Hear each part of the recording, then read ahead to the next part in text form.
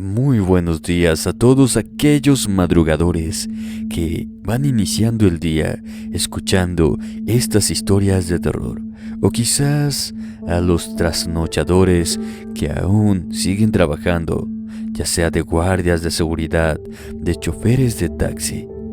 Esta noche te voy a contar 4 aterradoras historias ocurridas en el cementerio. Mi nombre es Alejandro y aquí comenzamos.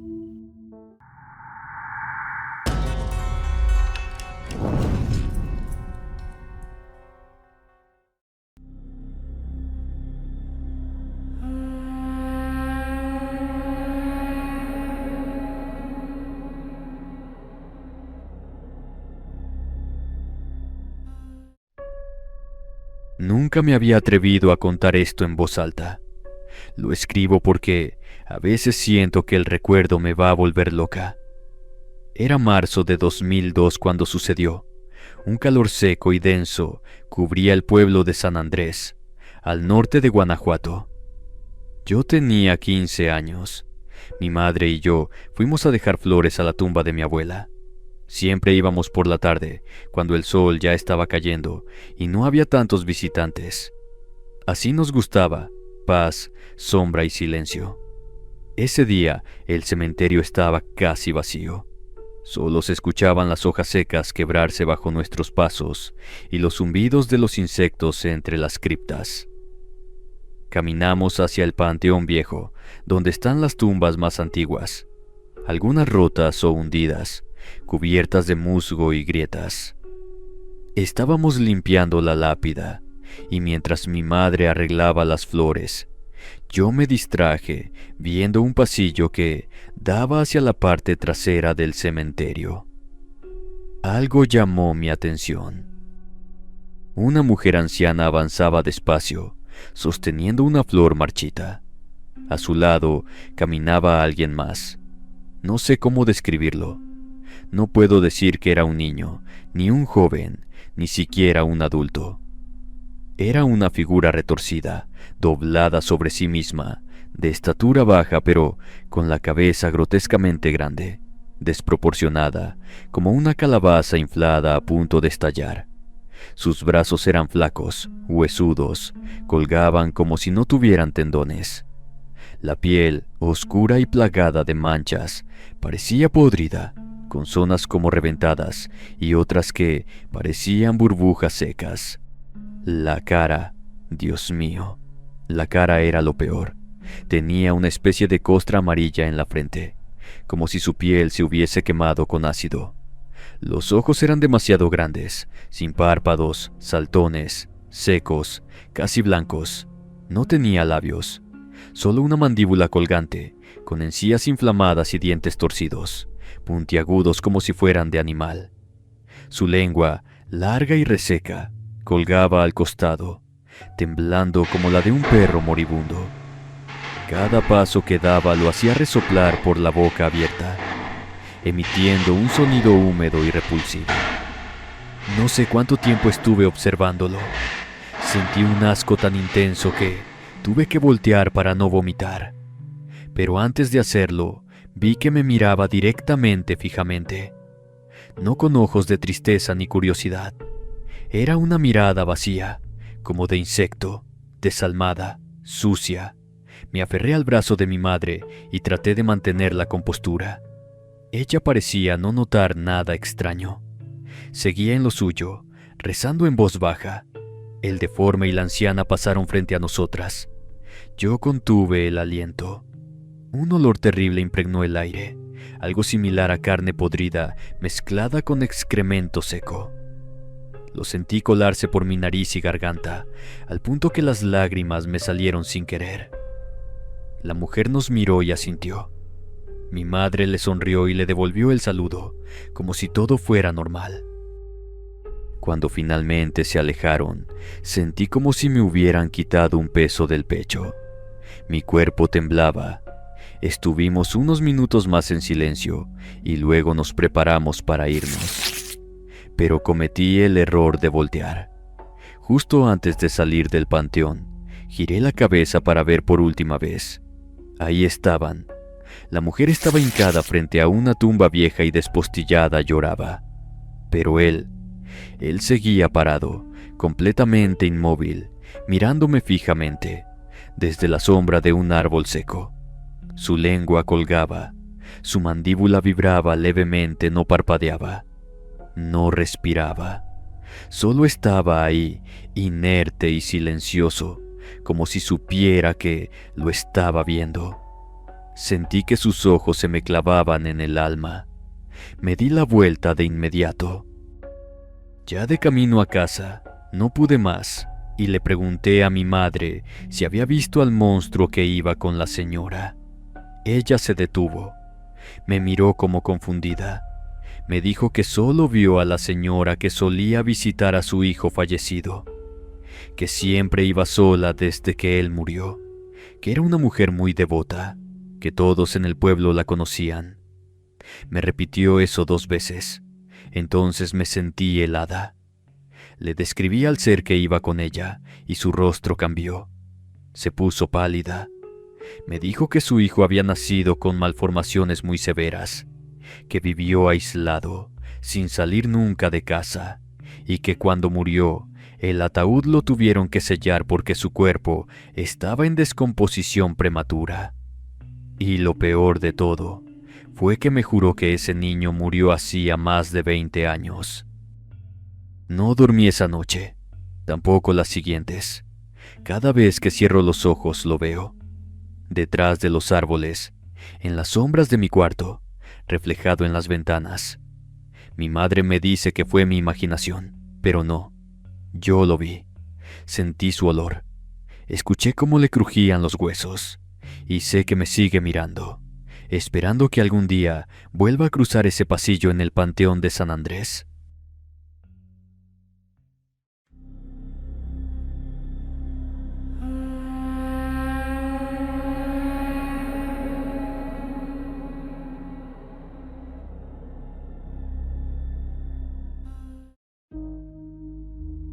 Nunca fui de asustarme fácilmente. Crecí en un pueblo rodeado de supersticiones, donde cada sombra tenía nombre y cada noche traía consigo un relato nuevo. Pero lo que viví a los 17 años marcó mi vida de una manera que ni los años ni el alcohol han logrado borrar.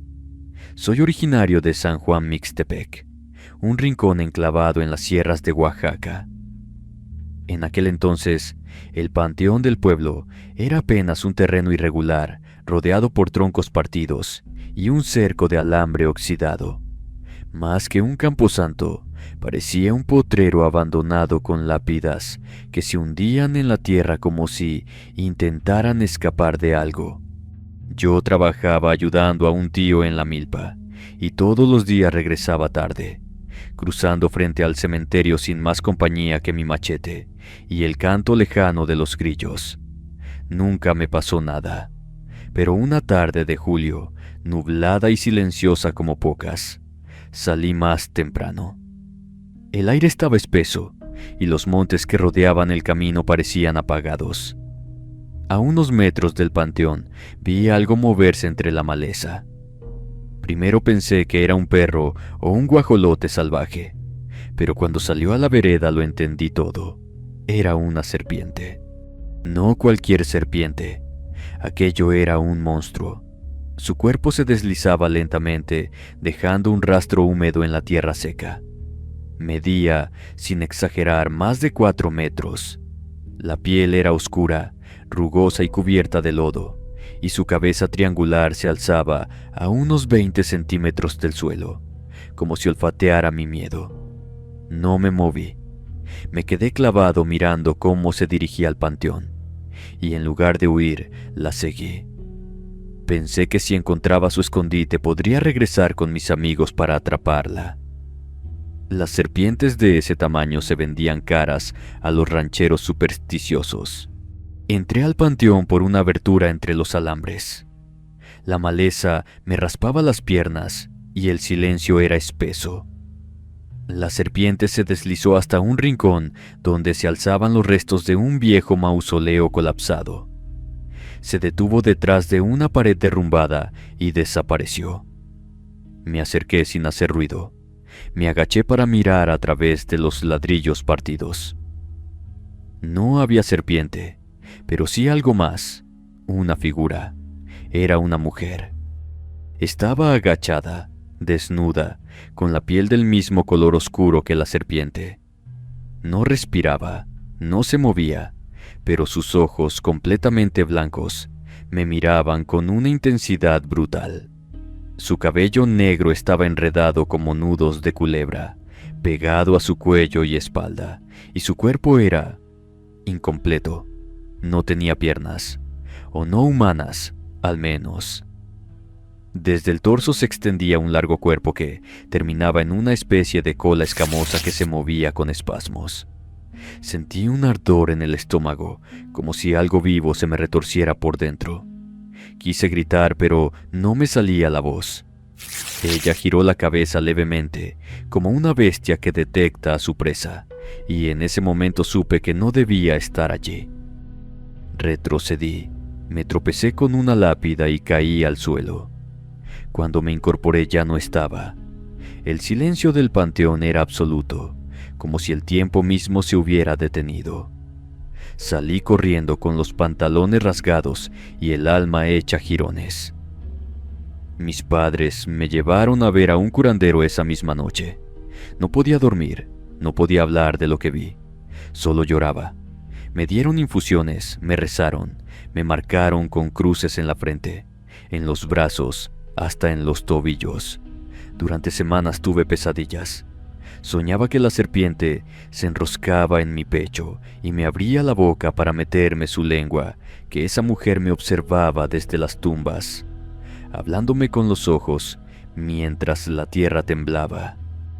Con los años, el miedo se fue convirtiendo en duda y luego en obsesión. Comencé a preguntar discretamente en el pueblo si alguien más había visto algo parecido. Un anciano me dijo que muchos años antes habían enterrado a una mujer acusada de embrujar ganado y provocar abortos. Nadie quiso enterrarla en el camposanto, pero una noche la llevaron y la arrojaron en una fosa sin nombre, justo en el rincón donde encontré a esa criatura. Desde entonces, los perros no querían acercarse. Algunos decían que por las noches se escuchaban susurros y cantos extraños entre las tumbas. Otros aseguraban haber visto a una mujer arrastrándose entre los sepulcros, con la boca abierta y los brazos deformes. Yo nunca regresé a ese lugar. Lo evité por el resto de mi vida, pero cada tanto, cuando el insomnio me vence y las paredes parecen cerrarse sobre mí, recuerdo su mirada. Esos ojos blancos que me atravesaron sin decir una sola palabra, y siento que no escapé. Solo me dejó ir, por ahora.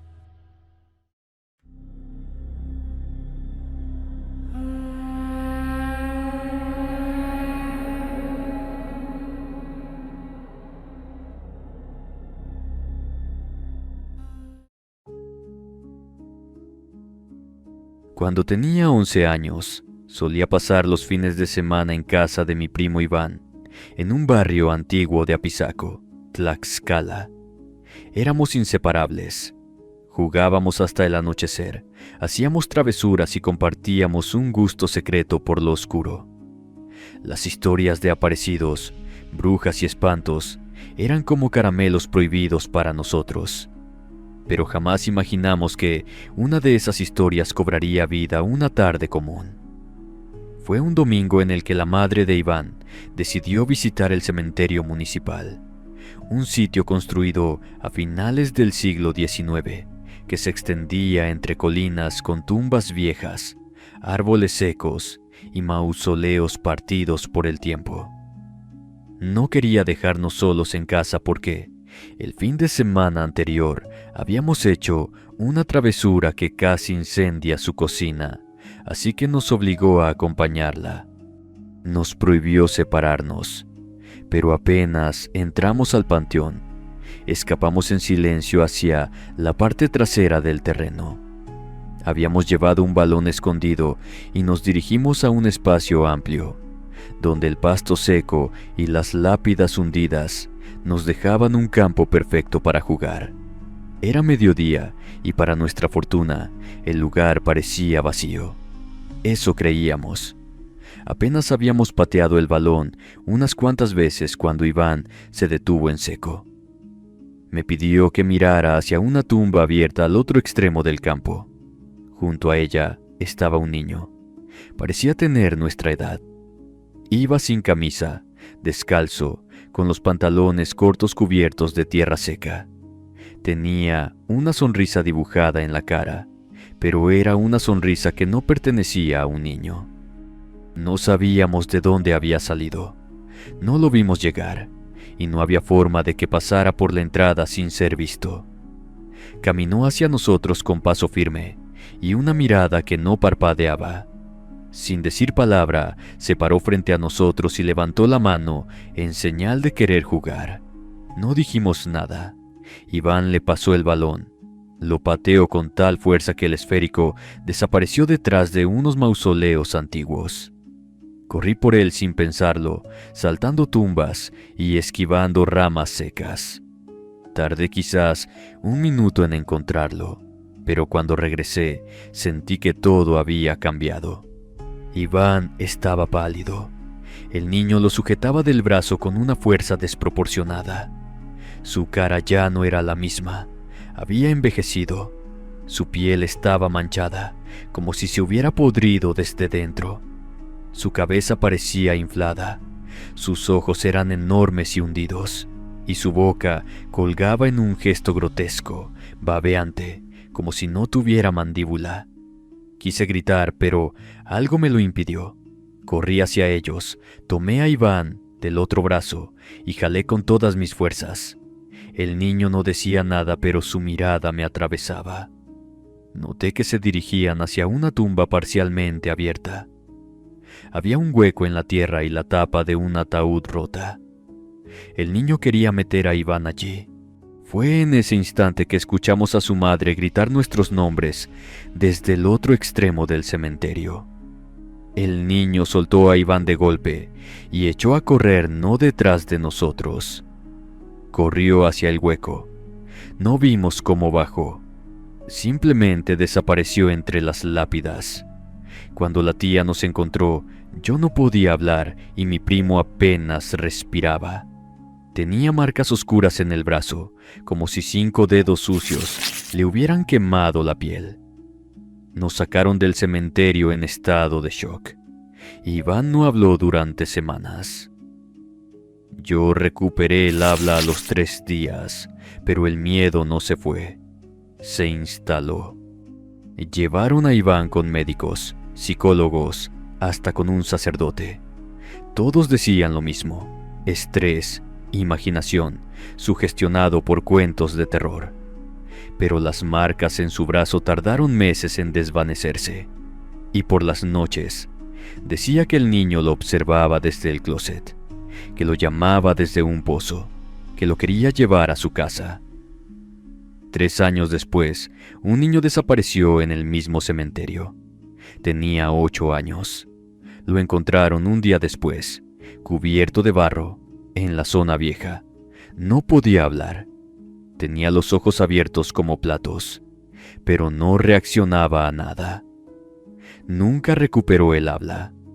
Su madre decía que lo había llevado a poner flores y lo perdió de vista por apenas un minuto. Desde entonces el panteón fue cerrado por unos meses. Colocaron rejas nuevas, cámaras y vigilancia. Pero yo sé que no sirve de nada.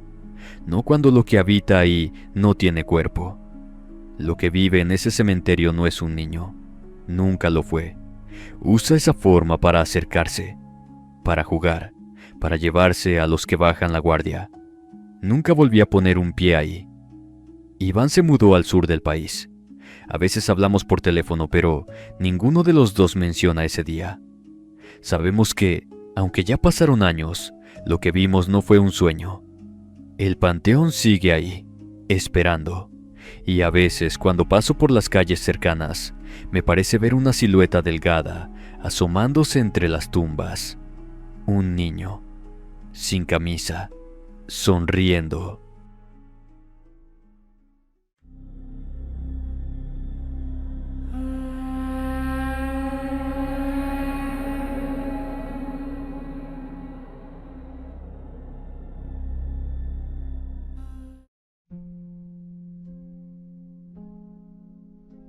En marzo del 2013, viví algo que no solo quebró mi lógica, sino que selló para siempre mis noches con pesadillas.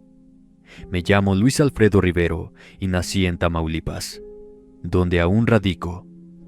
Lo que estás a punto de leer es una vivencia personal que me marcó para siempre. Si algún día tú también te cruzas con los muertos, tal vez me entiendas. Aquel viernes por la tarde, el padre de mi mejor amigo falleció repentinamente.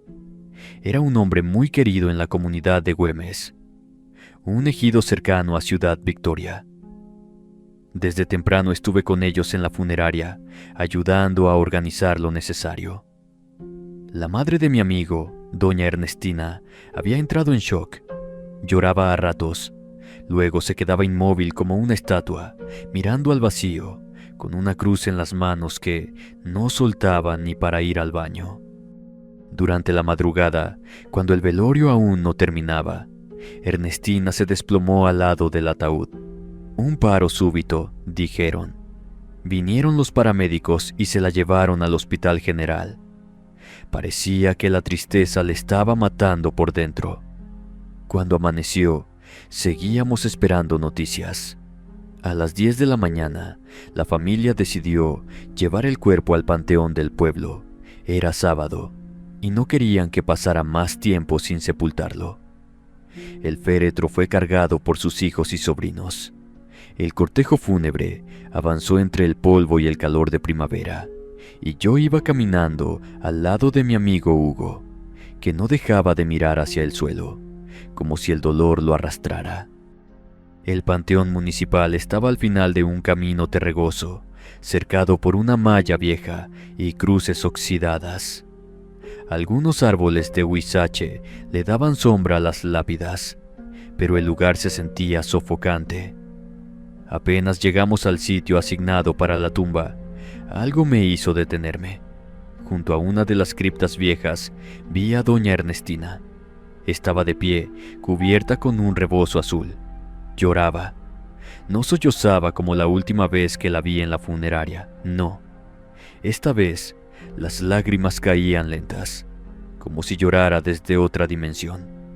Tenía el rostro grisáceo y las venas marcadas en la frente.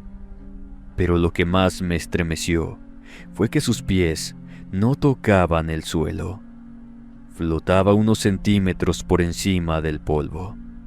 Sentí un frío inexplicable que me recorrió la nuca. Traté de señalarla, pero mis palabras se ahogaron. Hugo no la vio. Nadie pareció verla. El entierro fue breve.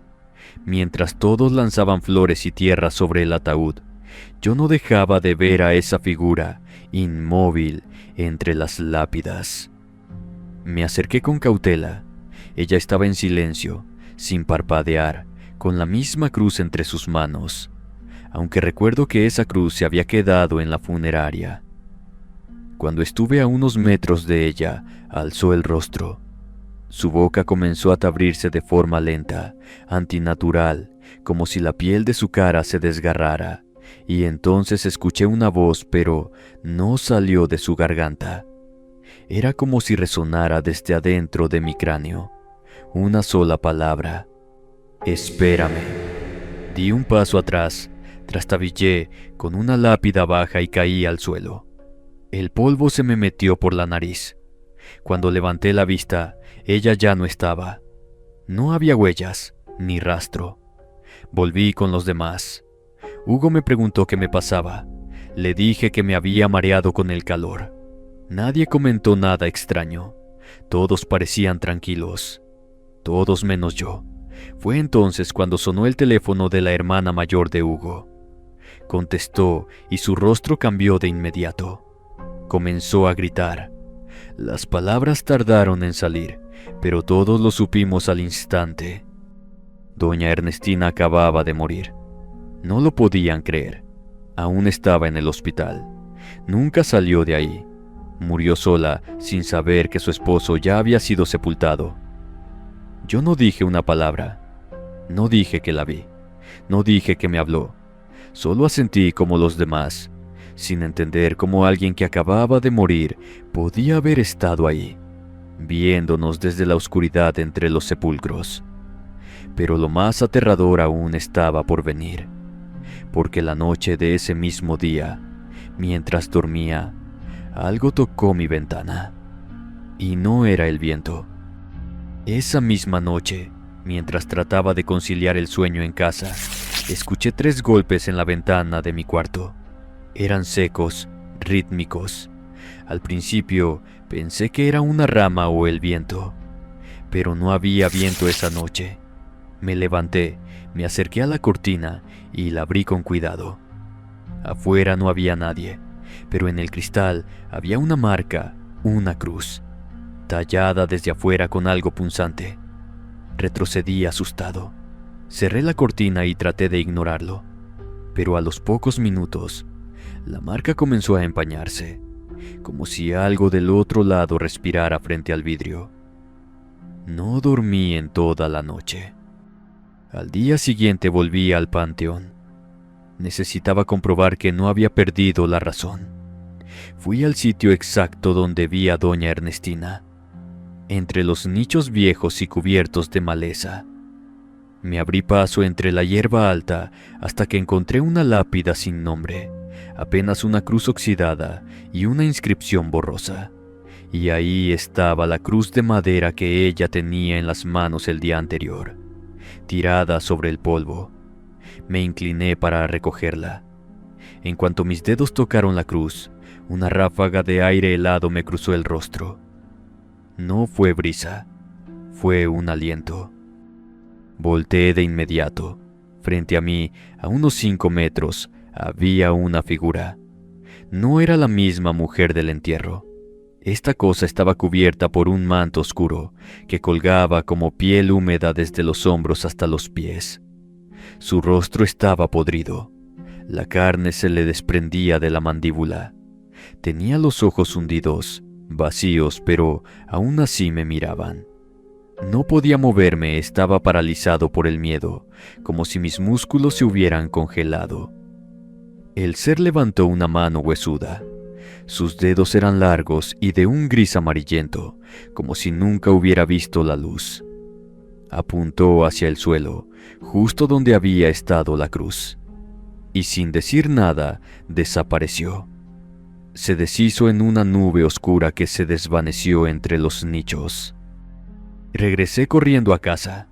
No le conté nada a mi familia, pero esa noche tuve un sueño, o una visión, no lo sé. Estaba en el mismo panteón, solo, de pie frente a la tumba de don Rafael, el padre de Hugo. A mi lado estaba el ataúd, pero no bajo tierra, estaba abierto, y dentro no había un cadáver. Estaba él, vivo, sus ojos abiertos, llorando sangre, tratando de hablarme, pero su boca no se movía. Y al fondo, de pie entre las lápidas, Ernestina, vestida de negro, caminaba lentamente hacia la tumba. Su rostro seguía demacrado, como en el velorio, pero sus ojos estaban completamente negros. Al llegar junto al ataúd, metió ambas manos. Comenzó a jalar el cuerpo hacia ella, no con ternura, con desesperación, como si lo necesitara, como si estuviera incompleta sin él. Y entonces vi algo peor. Dentro de su pecho se abría una grieta. No era una herida, era una boca, una abertura vertical con dientes oscuros, afilados, que se abrían, esperando engullir el cuerpo del difunto. Desperté gritando. Tenía la frente empapada, me sangraba la nariz. Desde ese día nunca volví al panteón, y mi relación con Hugo se enfrió. No porque le guardara rencor, sino porque algo en su presencia me recordaba esa experiencia. Él nunca supo lo que vi. pero hace poco supe que la tumba de su padre fue encontrada abierta, como si algo la hubiera removido desde adentro. Nadie se lo explica, nadie lo comenta, pero todos en el pueblo lo saben. Algunos dicen que el amor verdadero rompe todas las barreras, incluso la de la muerte.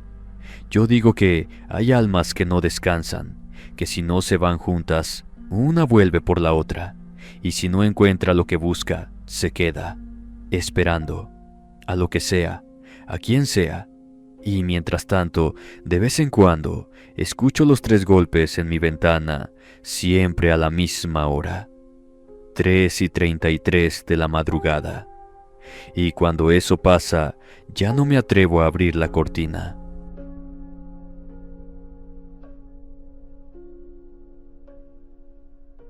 Querida comunidad, espero que esta entrega les haya gustado. Es un honor para mí pasar un buen rato con ustedes. Muchas gracias por abrirme la puerta de su hogar. Por favor, no olviden dejarme sus comentarios. Esto nos ayuda a seguir trayendo mejor contenido. Me encanta leer sus experiencias y conocernos un poco más. Si el video les gustó, por favor no duden en compartirlo con sus amigos.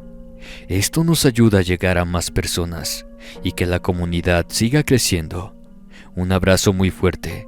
Nos vemos en una próxima entrega. Esto fue Inframundo Relatos.